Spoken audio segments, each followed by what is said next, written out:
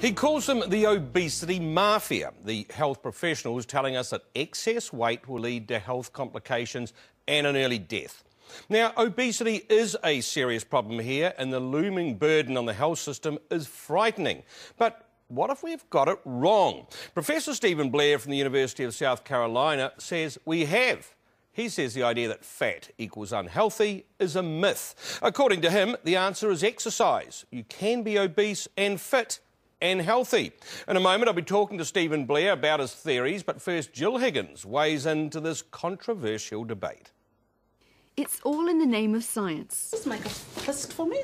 I'll be brave. Not exactly a scientific experiment. I'm fine if I don't look. But a health check on 3 people to take forward an important debate. This is for you, New Zealand. We've got 41-year-old Shelley, who sees herself as curvy, voluptuous, big. But what do you see? Well, she has an idea. I guess a lot of people would see me as fat. I sometimes use the word fat, I'm quite comfortable with it. But I would like to let people know that you can be this big and still be active and fit. So fat, but fit, or at least getting there. At the moment I exercise 5 days a week, so I do Pilates 3 times a week and I do 6k walks on 2 days. That includes the walking school bus, dropping her son Billy at school, which is where we meet Ginny. She's aged 32 and also on the large side. I see myself as being a bit overweight, and I know I'm a little bit flabby in every places. How much exercise do you do? I'll do jump jam at school 3 or 4 times a week. I see a personal trainer at the gym 2 or 3 times a week. I'll go to classes 2 or 3 times a week. Oh my gosh, it sounds loads. And I've just started training for a half marathon with my friend. They've both bravely agreed to have blood tests to see if they're in good health. And I'm going to have a test too. I'm a so-called normal weight, but I don't do anywhere near as much exercise as the other 2. And according to an American expert, exercise is the key to health. So we're checking blood sugar and cholesterol levels and getting our blood pressure done too. Wow.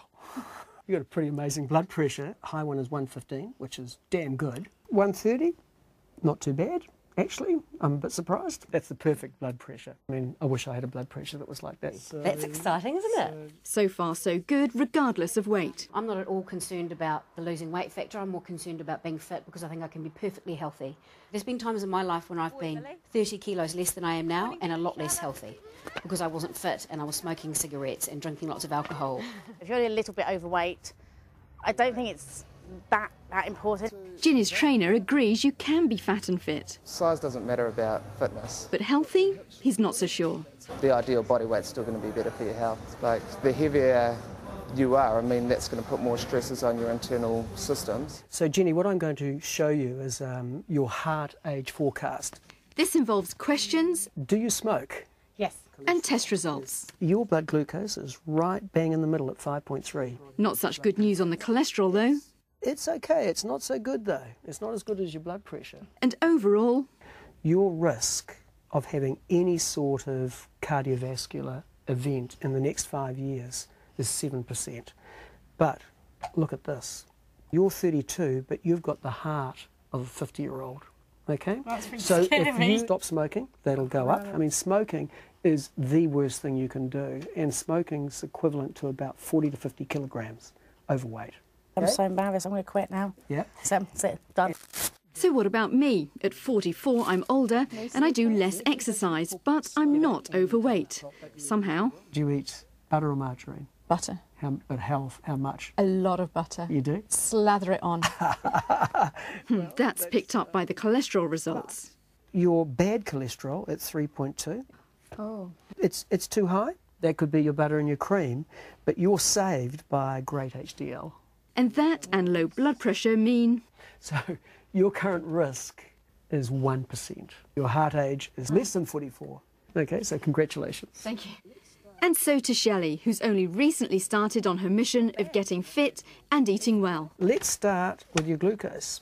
Not bad, 5.2. Not bad. Your total cholesterol is high. Oh, okay, damn. You've got some work to do. The good news is your current risk is only 2%, but you have the heart age of a 54-year-old woman. It's your lipids that are doing that. Yep. Yeah. So that's the way to Cheese go. and caramello. Yes. Seriously, those are the 2 things. So could I get it right in 6 months if I come back and have another test? I think you'll take 12 months. 12 months? So, yeah, you can still be okay if you're fat. But he thinks there's more to do than just keeping fit. Food is 80% of the problem, fitness is 20%. In South Carolina, with a radically different view on this issue, is Professor Stephen Blair. Professor, is it possible to be fat and healthy? Yes, it is. You might take a look at me. I'm 71 years old, I'm fit and I'm fat, and I'm currently running about 50 kilometers a week, which I think is quite a lot for a short, fat, bald guy my age, and I think I'm pretty healthy. But we're constantly told we're facing an obesity crisis, the greatest health problem this century. The obesity epidemic is hyped and exaggerated. Now, it is real. Obesity rates have gone up, and I think that is not a good public health sign. But the weakness in some of the arguments about the obesity and health and comments about the obesity epidemic is that much of the research simply ignores physical activity. So are we being conned by others in the medical profession? Well, I guess as an academic, I don't maybe like to use such a harsh term as conned, but I think in general, the public is being misled with the constant focus on obesity. And as you said a moment ago, the biggest public health problem of all time, it's just not true when you take activity or fitness into account. I was reading one of your speeches, Professor, where you said a man who smokes, has high cholesterol, high blood pressure, but has moderate to high fitness is going to live longer than someone more clean living but has low fitness. That's what our research continues to show, yes. You know health campaigners watching you tonight will be screaming. I'm sure they will. I've been arguing with that obesity crowd for 15 years. As I said, we've published a lot of papers over that period of time. I know they don't like it. They protest. They say I'm wrong. I say, well, do proper studies, collect data, and show that I'm wrong. Objective measures of activity or a laboratory measure of fitness is just far more important as a health indicator than is your body size and shape. Now, let me qualify that slightly. If you look at someone who weighs 300 kilos, there probably are no fit people in that category. Now, that's a tiny, tiny fraction of the population.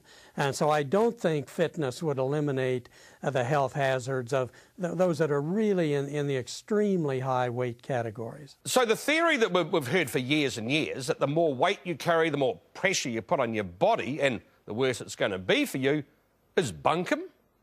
Well, again, what does that mean? More pressure on the body, more weight that you have to carry. That might be a problem, for example, if you're prone to osteoarthritis of the knee, for example. Clearly, carrying more weight is more stressful on that joint. But the weight itself is not necessarily harmful. There have to be some metabolic effects of the obesity or fat distribution. And as you indicated a moment ago, there are fat people who are metabolically quite healthy. You can't just look at someone and say, oh, well, he's thin, so he must be healthy. You have to take a look at the total health profile. I suppose the theory is we are what we eat, and if we eat less and exercise more, we're going to weigh less. That's true, but if everyone exercised an hour a day and ate nothing but fruit and vegetables, we would not all be the same height. Neither would we be all the same weight. People differ. We cannot change our genes, our genetic profile. What we can do, each of us, is strive to lead a healthful life. Well, still to come, the return of the